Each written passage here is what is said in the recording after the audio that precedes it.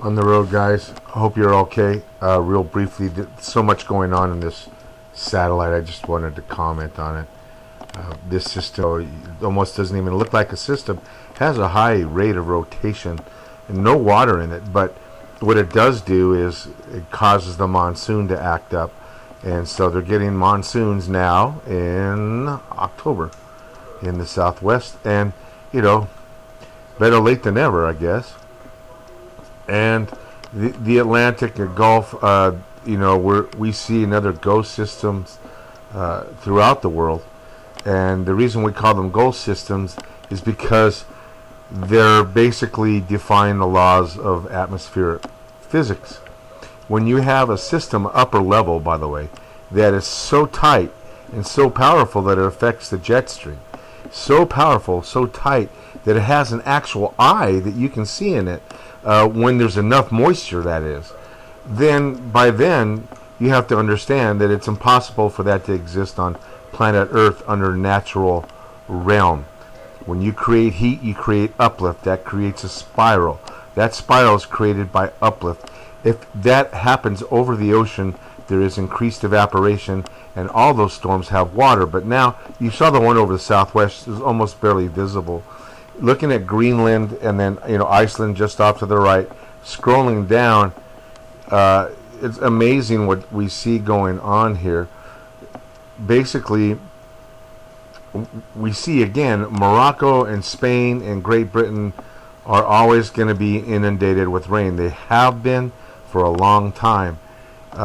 Spain, Morocco, and so the clouds are keeping the area a little cooler.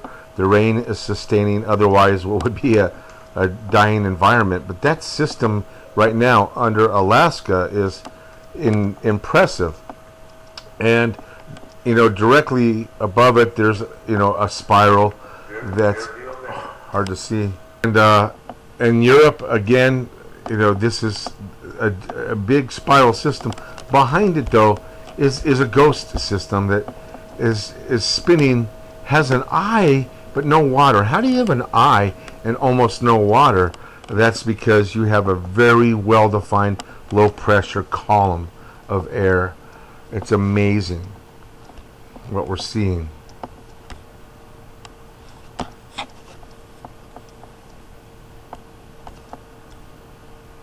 I have a lot of questions because these ghost systems, I've been spotting them just south of Arizona, in Mexico. Some of them come down or form near the Baja coast, actually in the Pacific, have a little more water in them. But the ones that I've seen now have been forming over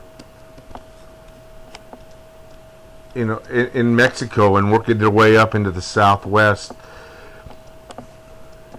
It really appears like you can tell what areas of the country they are planning to save and what areas of the country they're going to try to push people out of. The Atlantic, there's a ghost system right over the Puerto Rico region. It's you can see the two separate directions of flow, but you don't see the eye or anything. And that's not very convincing. But the huge system over in eastern Canada is pulling water. All this water is being pulled up through Texas, the southern Texas, into the Gulf, across Florida, and up the east coast. And this river's been there for a while. The saving grace sometimes is that these streams are fast moving and they're not heavily loaded with water because of the fast moving air. But literally there's so much going on in the North Atlantic, it's mind boggling. And the patterns we've been tracking now for a year and a half, and we're seeing similar patterns with just a slight shift. But this huge system, so well defined on half of the eye. Just a crazy system moving into Alaska, southeast Alaska. I don't know if that started as a smaller, drier, tighter system, and they've been just working and building upon it, or if it's a legitimate system, because, hey, it's so huge and so well defined, and it does have significant water in it. And these ghost systems will collect water. Eventually, they will collect water. But the dry systems have almost no water at 9 o'clock to the 6 o'clock position on that sphere of influence. Now look over the Great Lakes, man. That's just a crazy system moving through another big system. The difference is there's no eye to it, which is what you would expect normally.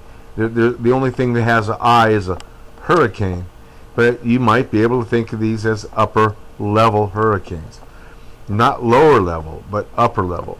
So